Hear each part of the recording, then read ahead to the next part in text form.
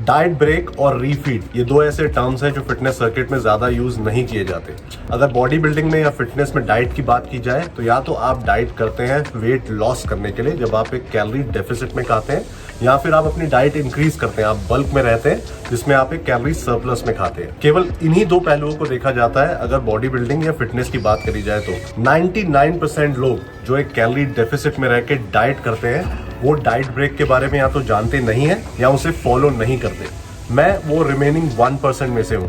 तो मैं dieting cycle काफी समय से यूज कर रहा हूँ जिसमें मैं कैलोरी डेफिसिट में रहता हूँ एक साइक्लिक तरीके से अपनी बॉडी का फैट परसेंटेज कम रखने के लिए। और ये काफी रीसेंट है, लगभग 2 साल पहले मुझे डाइट ब्रेक के कंसेप्ट के बारे में पता लगा जिसे मैंने यूज किया और मेरे रिजल्ट इंप्रूव हुए। तो मैंने सोचा कि क्यों ना इस टॉपिक पे एक वीडियो बनाया जाए ये इन्फॉर्मेशन आपके साथ शेयर करने के लिए। वैसे मैं अभी एक पुश वर्कआउट लगा के लौटा हूं जिम से, तो मैं उसके क्लिप्स इस वीडियो पे ओवरले करूंगा। तो डाइट ब्रेक का ये मतलब नहीं होता है कि आप अपनी डाइट से कंप्लीट ब्रेक ले लें, जो भी आप खाना खा रहे हैं उसे ट्रैक करना बंद कर दें, कुछ भी खाना शुरू कर दें किसी भी क्वांटिटी में। डाइट ब्रेक का मतलब होता है कि आप केवल एक पॉज लेंगे अपने डाइटिंग के प्रोसेस में। तो आप अपने डाइटिंग के प्रोसेस में केवल एक पॉज लेते हैं, आप अपने गोल्स चेंज नहीं करते, आप जिम में अपना एफर्ट कम नहीं करते, आप अपने क्लीन खाने की हैबिट भी चेंज नहीं करते और आप जंक फूड और मिठाइयाँ अवॉइड ही करते हैं। तो डाइट ब्रेक्स में आप एक कैलोरी डेफिसिट में खाना डिसकंटिन्यू कर देते हैं 1 हफ्ते के लिए या मैक्सिमम 10 दिनों के लिए।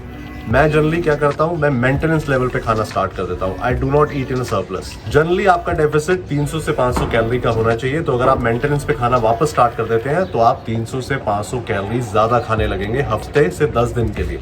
और अगर आप ठीक से प्लान करें तो ये 300 से 500 कैलोरीज काफी ज्यादा खाना हो सकता है। और अपने 7 से 10 दिन की डाइट ब्रेक के बाद आप वापस कैलोरी डेफिसिट में जाते हैं, उसी पॉइंट पे, उसी कैलोरी मार्क पे जहां पर आप खा रहे थे और जहां पर आपने पॉज लिया था। फॉर एग्जाम्पल, अगर मेरी मेंटेनेंस कैलोरी 3000 है और मैं 2600 कैलोरीज खा रहा था तो मैं 10 दिन के लिए 400 कैलोरीज एक्स्ट्रा खाऊंगा, वापस 3000 कैलोरीज कंज्यूम करने लगूंगा। और 11वें दिन on the 11th day I will start eating 2600 calories again.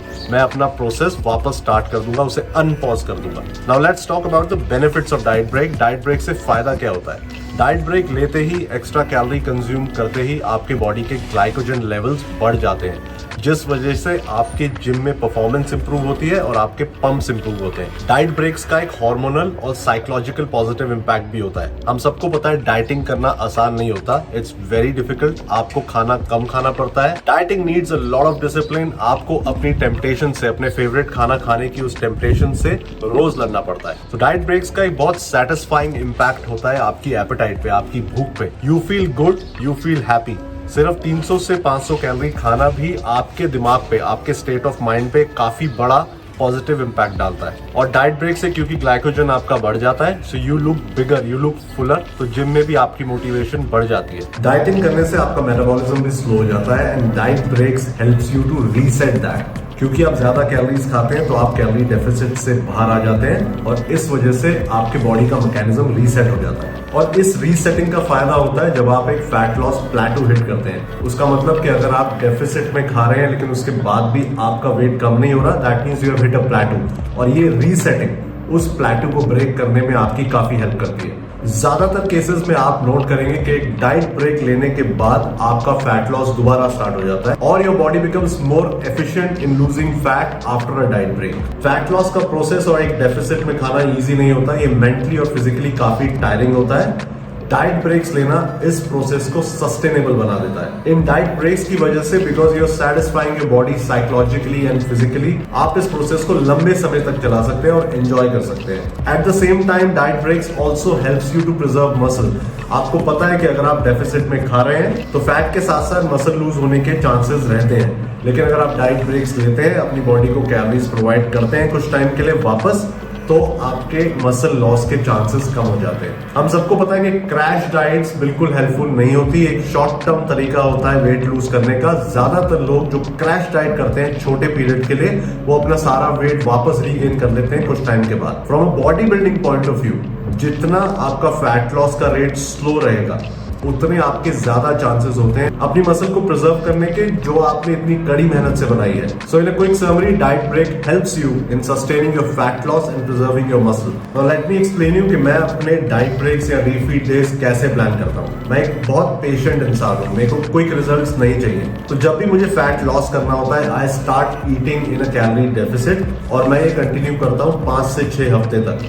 और अगर मेरे रिजल्ट सेटिस्फैक्ट्री है, मेरा फैट लॉस प्रोसेस स्टार्ट हो गया है, 6 हफ्ते के बाद मैं 1 हफ्ते की डाइट ब्रेक लेता हूँ। जनरली मेरी डाइट के हिसाब से इसका मतलब होता है 1 हफ्ते तक 300 से 400 कैलोरीज ज्यादा खाना। और ये पहली डाइट ब्रेक के बाद, जो जनरली 5 से 6 हफ्ते के बाद आती है डाइटिंग स्टार्ट करने के, मैं एक 3:1 रेशियो की अप्रोच फॉलो करता हूँ, जिसमें मैं 3 हफ्ते डाइट करता हूँ और 1 हफ्ते का डाइट ब्रेक लेता हूँ। और ये 3 हफ्ते का डेफिसिट और 1 हफ्ते की मेंटेनेंस पे खाने का प्रोसेस मैं कंटिन्यू रखता हूँ जब तक मेरी बॉडी का फैट परसेंटेज उस रेंज में नहीं आता जो मुझे चाहिए। तो सबसे इंपॉर्टेंट बात तो ये होती है कि आप अपने डाइटिंग का टाइम फ्रेम छोटा मत रखिए। काफी लोगों का mental time frame fat loss का सिर्फ 4 से 6 हफ्ते होता है, ऐसा मत कीजिए।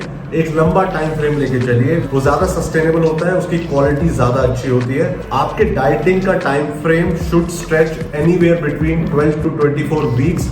वो डिपेंड करता है कि आपकी बॉडी का कॉम्पोजिशन कैसा है, आपका फैट परसेंटेज कितना है और आपकी मसल कितनी है। तो ये थी सारी मेन इन्फॉर्मेशन डाइट ब्रेक्स के बारे में कि डाइट ब्रेक क्या होते हैं, उनके बेनिफिट क्या होते हैं, मैं कैसे अपना डाइट ब्रेक प्लान करता हूँ। अब कुछ इंपॉर्टेंट टिप्स जो आपको ध्यान में रखनी है अगर आप प्लान कर रहे हैं डाइट ब्रेक इंक्लूड करना अपनी डाइटिंग में। पहली चीज जो आपको दिमाग में रखनी है कि अगर आप डाइट ब्रेक लेते हैं तो जो कैलोरी का गैप आप फिल कर रहे हैं, उस गैप को आप फिल कीजिए कार्बोहाइड्रेट खाने से instead of protein and fats.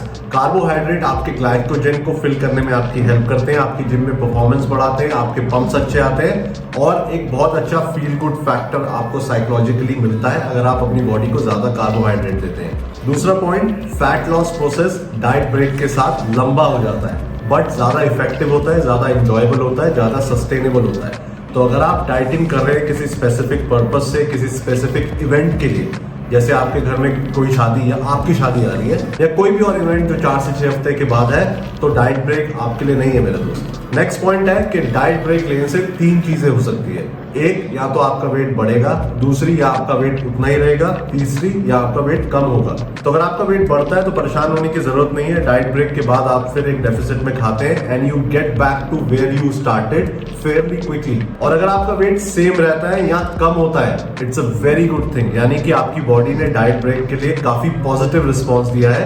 ज्यादा कैलोरी इंटेक के बाद भी your body maintain the weight और इन रेयर सर्कमस्टेंसेस बॉडी का वेट कम हो गया। सो पॉइंट ये कि ऑब्जर्व कीजिए कि आपकी बॉडी कैसी रिस्पॉन्ड करती है डाइट ब्रेक्स पे and make adjustments accordingly. Last और सबसे इंपॉर्टेंट पॉइंट जो आपको दिमाग में रखना है कि डाइट ब्रेक और चीट मील या चीट वीक अलग चीजें होती हैं। डाइट ब्रेक में आप उसी अच्छी क्वालिटी का खाना थोड़ा ज्यादा क्वांटिटी में खाते हैं और चीट मील्स में आप जंक फूड खाते हैं, आप मिठाइयाँ खाते हैं, आप कोल्ड ड्रिंक पीते हैं।